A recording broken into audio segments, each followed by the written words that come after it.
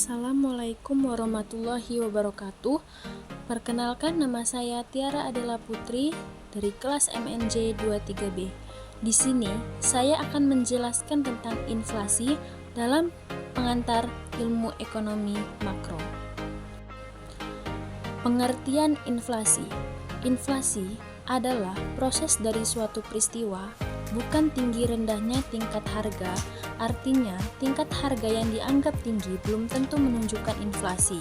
Inflasi merupakan indikator untuk melihat tingkatan perubahan dan dianggap terjadi jika proses kenaikan harga berlangsung secara terus-menerus dan saling mempengaruhi.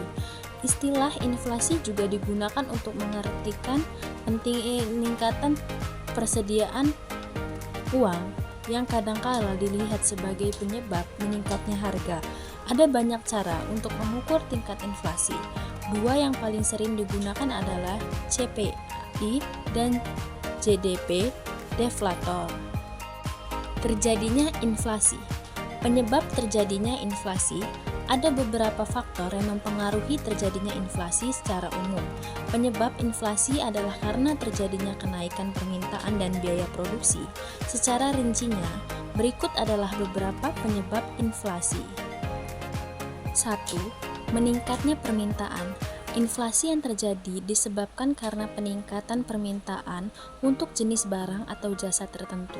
Dalam hal ini, peningkatan permintaan jenis barang atau jasa tersebut terjadi secara menyeluruh atau agregat demand.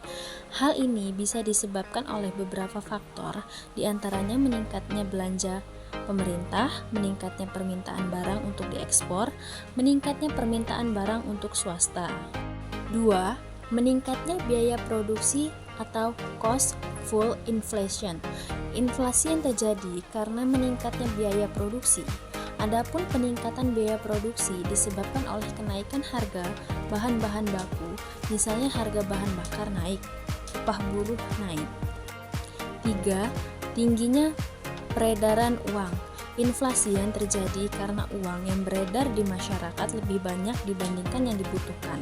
Ketika jumlah barang tetap, sedangkan uang yang beredar meningkat 2 kali lipat, maka bisa terjadi kenaikan harga-harga hingga 100%. Penggolongan dan macam inflasi.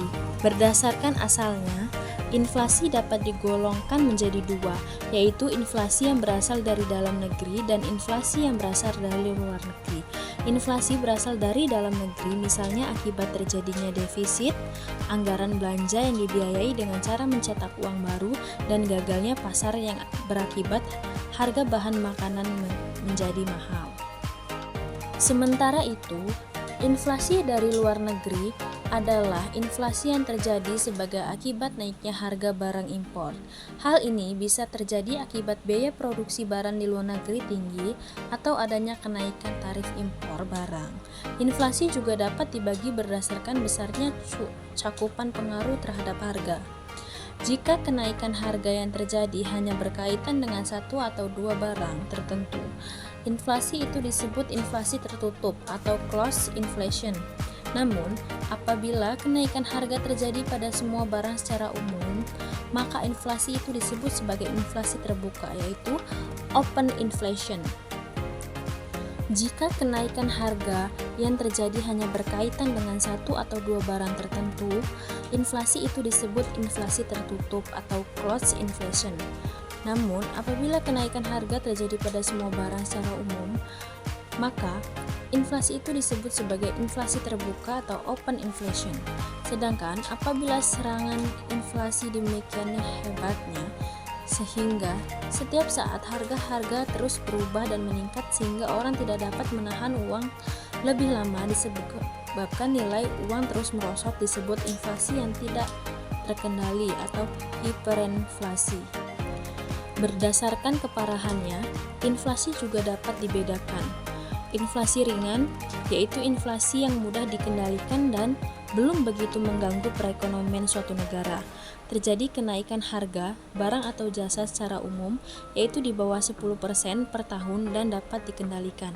Inflasi sedang, yaitu inflasi yang dapat menurunkan tingkat kesejahteraan masyarakat berpenghasilan tetap, namun belum membahayakan aktivitas perekonomian suatu negara.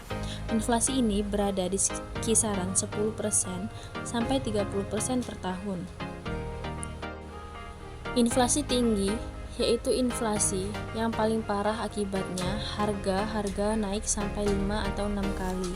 Masyarakat tidak lagi berkeinginan untuk menyimpan uang sebab nilai uang merosot dengan tajam sehingga ingin ditukarkan dengan uang, sehingga perputaran uang semakin cepat dan harga naik secara akselerasi.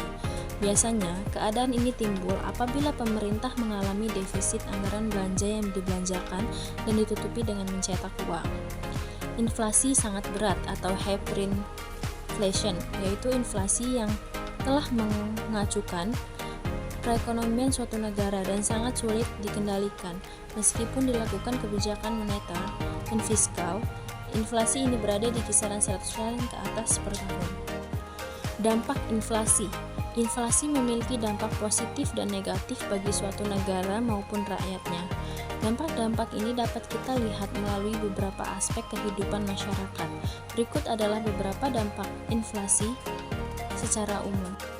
1. Dampak inflasi terhadap pendapatan. Inflasi dapat memberikan dampak positif dan negatif terhadap pendapatan masyarakat. Pada kondisi tertentu, misalnya inflasi lunak justru akan mendorong para pengusaha untuk memperluas produksi sehingga meningkatkan perekonomian. Namun, inflasi akan berdampak buruk bagi mereka yang berpenghasilan tetap karena nilai uangnya tetap sedangkan harga barang atau jasa naik. 2.